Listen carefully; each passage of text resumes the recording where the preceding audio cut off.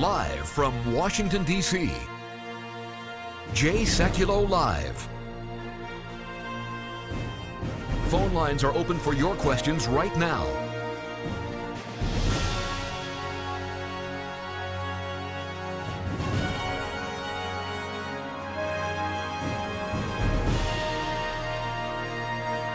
And now, Chief Counsel for the American Center for Law and Justice, Sekulow.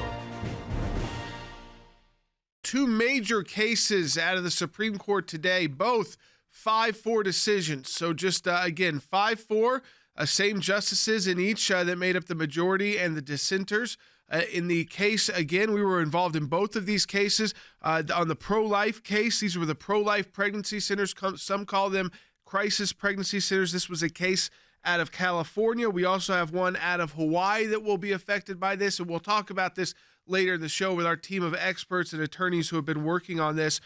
In that case, we filed suit against the state of California on behalf of 3 licensed pro-life pregnancy centers before the law went into effect. Eventually, the Ninth Circuit did affirm this law, and let me tell you exactly what it did, because it was pretty unique. It required a notice to be put on the pro-life pregnancy centers that say, quote, California has public programs that provide immediate, free, or low-cost access to comprehensive family planning services, including FDA-approved methods of contraceptive, prenatal care, and abortion for eligible women. To determine whether you qualify, contact the county social services office at, and then put the phone number. So if you're a pro-life pregnancy center, you had to advertise for abortion, and then it went so far as to say how large the advertisement had to be.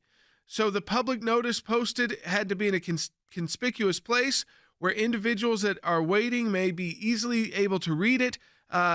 Notice shall be at least 8 by 11 and written in no less than 22-point type. And so again, and a printed notice must be distributed to all clients in no less than 14-point type. So not just on the wall, but you also have to hand that out to people. A huge win for life and for freedom of speech in the First Amendment. And you know these pro-abortion groups are very upset and very angry about this. They always want to shut these pro-life pregnancy centers down. Folks, today was a great example of how the work of the ACLJ really matters all the way up to the U.S. Supreme Court. And we were involved in both of these cases, the pro-life pregnancy centers, where we have 3 pro-life pregnancy centers directly involved in the Supreme Court case who got relief today and will not have to post that message promoting abortion on their pro-life pregnancy center doors or hand out those pamphlets. And we've got other cases around the country where similar laws were going to apply that we were fighting in court that will also be affected positively by the Supreme Court holding. There's a lot more to discuss about these cases when we come back from the break.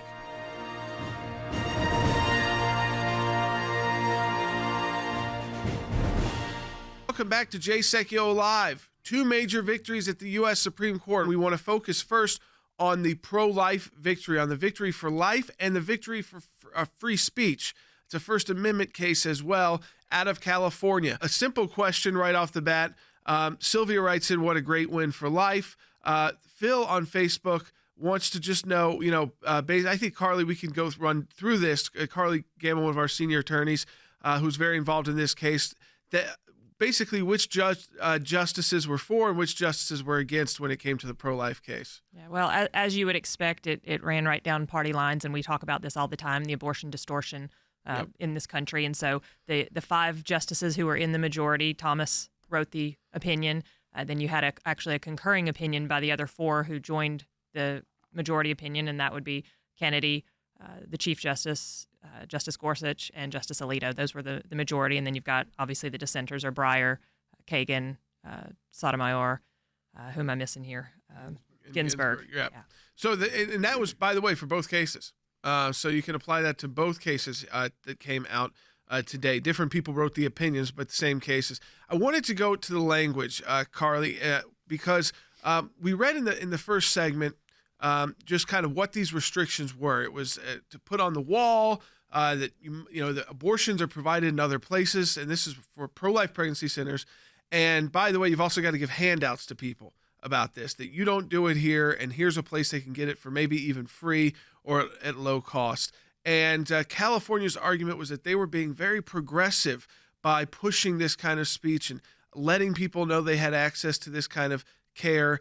And that is not how the justices who were in the majority interpreted. I wanted to go to some of that strong language they used, comparing this to, I mean, it was pretty shocking how far they went. Well, it is. And, in the majority opinion, Justice Thomas gives a little history lesson about government regimes, totalitarian government regimes that have tried to interfere with the doctor-patient discourse.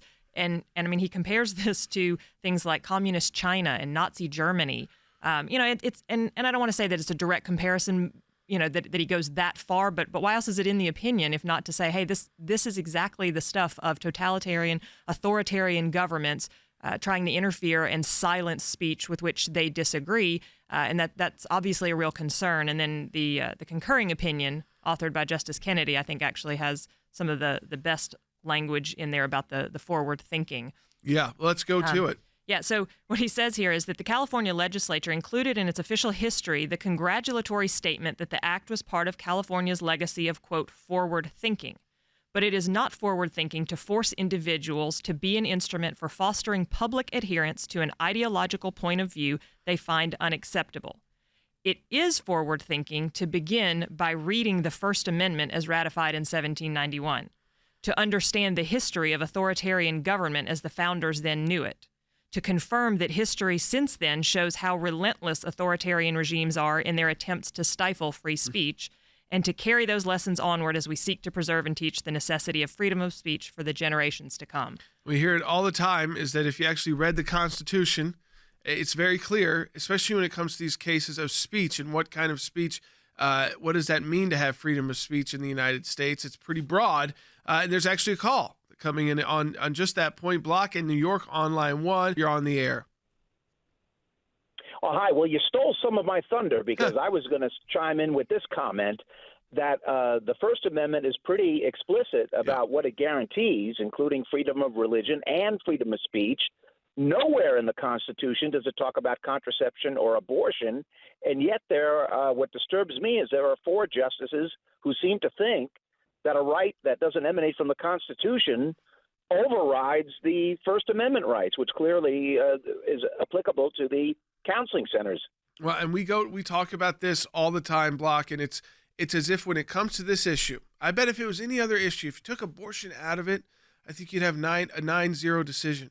I really do, because even the liberal justices on the court are usually very good when it comes to basic free speech. But when you make it about abortion at all, and in this case it was pro-life pregnancy centers that were doing counseling, so not about the abortion procedure itself, but about counseling that did not provide abortion, they worship at the altar of abortion. That's what we call it, Andy. And it's somehow everything in their mind shifts. And whatever judicial opinions they have, or even their kind of view of the law, their jurisprudence, it goes out the window when it comes to abortion. We call it sometimes abortion distortion. They just act in a totally different way, and they come to a totally different conclusion than they would if it was not a case that involved the word abortion. It does. Abortion changes the entire narrative and changes the entire perspective for some reason. I would have expected in a decision like this that if it had not been abortion related, that it might have been 9-0, Jordan, in favor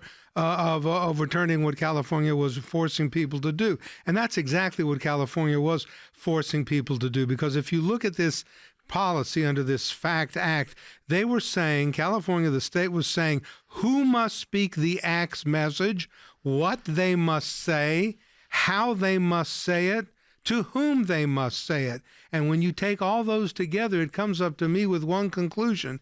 The act is an impermissible content and viewpoint-based compulsion of free speech. The government has no business telling us who is to talk, what are they to say, how they're supposed to say it, and to whom they're supposed to say it. But when abortion comes into the picture, it changes things entirely. Yeah, we see these 2 5-4 decisions today, and as we talk about those, I think some phone calls on this important too. Both 5-4 on different topics. One, presidential power, and again, putting in place that enhanced vetting of those 8 countries and countries that the White House, working with other federal agencies, determine pose a threat And so that there needs to be time periods where we don't allow people to come in through the visa program, and then they can work their way off of that list if they provide us with the right information. And then the pro-life pregnancy center case, both 5-4. What does that tell us about the midterm election coming up? And if there are Supreme Court retirements in the next couple of years, it doesn't have to be this term, but in the next couple of years, the U.S. Senate's makeup is key on these cases because they are the ones with advise and consent. And right now, there's a slim Republican majority where you can get someone like a Neil Gorsuch through. If it had gone the other way, you wouldn't have. If it was a Democrat nominee, both of these cases probably would have been the exact opposite. Certainly the pro-life case, I think, would have been 5-4 the other way because we talked about it, abortion distortion. And then when it came to the travel case, I think that was very politically charged as well. So if they could not look past the politics of it, it ends up being 5-4. So I want your thoughts as well on how important this is politically, that this is an issue people need to be engaged about. It's a reminder about how important these Supreme Court seats are. And you don't know when there's going to be a vacancy, but it could happen the next year or 2 years. And again, we're on the slimmest of slimmest majorities in the U.S. Senate right now. When we come back from the break, too, I'm going to talk about what happens with some of the other cases. Usually at the Supreme Court, we're going to talk about that. When the Supreme Court issues an opinion, it usually affects many cases around the country. We've got an important documentary on the abortion industry. It's called Abortion, Inc. Take a look. This is the trailer for that documentary. In a landmark ruling, the Supreme Court today legalized abortions. I'm proud to be here today speaking on behalf of Planned Parenthood. I think what we need to look at is the business of abortion.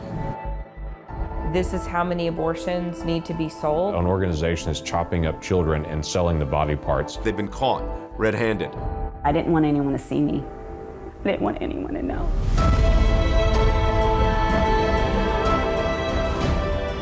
We really did treat women like second-class citizens.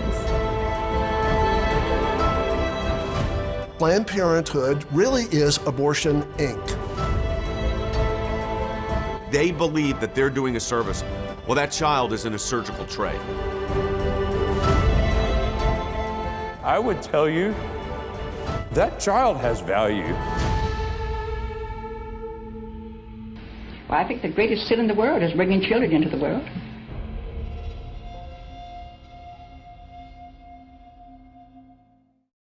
Folks, there's a lot more to discuss about these cases when we come back from the break.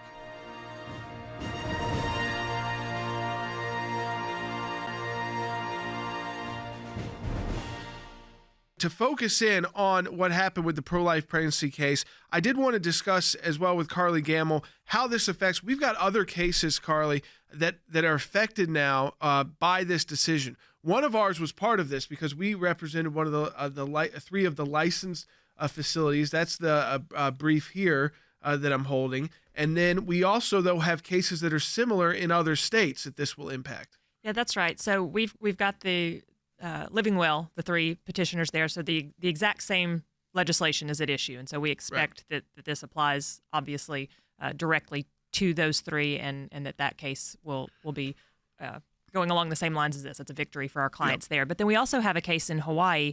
It's a different law, but it's very similar. It's substantially the same as the FACT Act. And we also represent Crisis Pregnancy Center there. There's just absolutely no reason that this decision should not apply wholesale to what's being required of our client there in Hawaii. They're taking a page out of California's playbook and essentially requiring the same types of notices. One of the things, though, I think it's interesting about this decision today. One of the problems that the Supreme Court had with this is the fact that you have to post this notice and you have to do it in multiple languages. And they give this example of just how burdensome and onerous that is for such a simple message.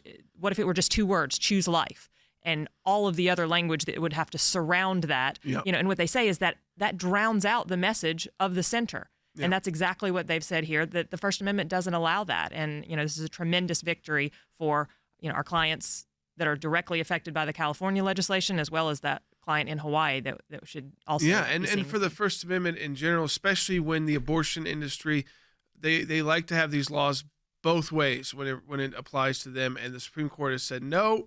Once again, when it's the First Amendment, you don't win just because you happen to be the abortion industry. Now, I say that, but let's be honest, as Jeffrey on Facebook writes, Andy, such close decisions show why having conservative justices and judges is such an important issue.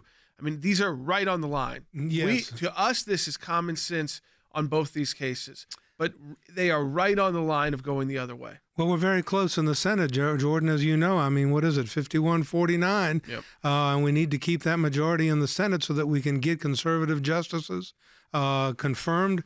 I hope, in my personal opinion, that Justice Kennedy does not retire. There is talk that he will, but Justice Kennedy wrote a very excellent concurring opinion in this Becerra case and this fact of pregnancy center case that we have that Carly quoted, and I think Pro-Life Pregnancy Center that Carly quoted, and I think that's very important. But the main thing here is that the Supreme Court, as it is presently constituted, very close, 5-4, said and restated again, it is a basic First Amendment principle that freedom of speech prohibits the government from telling people what they must say. Keep out of my business, government. Yeah, I mean, it's the most basic principle kind of the First Amendment. I do want to take another call, though, on the pro-life cases, because these are so important to the work that we do at the ACLJ. I mean, this is kind of the reason why we exist, the reason why we were founded, was cases like these First Amendment cases and pro-life cases.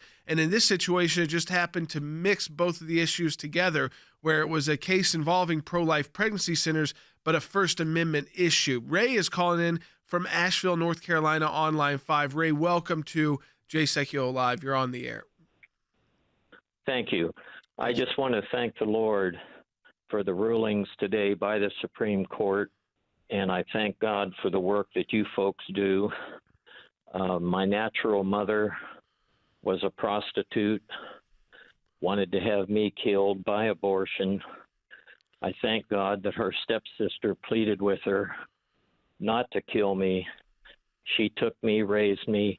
I'm now in full-time ministry, serving the Lord. And I thank God again, I had the privilege of leading both my mother, natural mother, and stepmother to Christ. And they're both in heaven today. But I thank God for these rulings. Yeah, I mean, Ray, again, we appreciate your thanks, but also telling your story. I think, for me, Carly, this is why those pro-life pregnancy centers exist, is to work with those the women who find themselves in difficult situations, who may be getting pressure, whether it's from husbands, boyfriends, even their own mothers, or just friends and family, pressuring them to have abortions, and they just want to know what other options are available to them. Well, that's exactly right, and Ray's story is such a stark reminder of why these centers do what they do and why we do what we do to make sure that they can continue to provide the kind of information and services that they do provide. And I don't know the exact statistic, but I do know that a majority of women who go to these centers and who are able to see, the heartbeat of their child or, see an ultrasound, that's what convinces them that, hey, there's a life at issue here at stake. And, and Ray's story is really compelling, just as a reminder of, personal reminder of exactly what's going on here and why we're doing this. Folks, today was a great example of how the work of the ACLJ really matters all the way up to the U.S. Supreme Court. And we were involved in both of these cases. We have 3 pro-life pregnancy centers directly involved in the Supreme Court case who got relief today and will not have to post that message promoting abortion on their pro-life pregnancy center doors or hand out those pamphlets. And we've got other cases around the country where similar laws were going to apply that we were fighting in court that will also be affected positively by the Supreme Court holding. As we finish out the show today, I hope we provided a lot of information for you about these 2 major cases out of the U.S. Supreme Court. We want to thank TBN for allowing us to bring this broadcast to you at no cost to the ACLJ. So each week we're able to update you about these important cases or issues happening here in the United States and around the world. It's because of TBN that we're able to bring this broadcast to you at no cost. So thank you, TBN, and we will see you next week.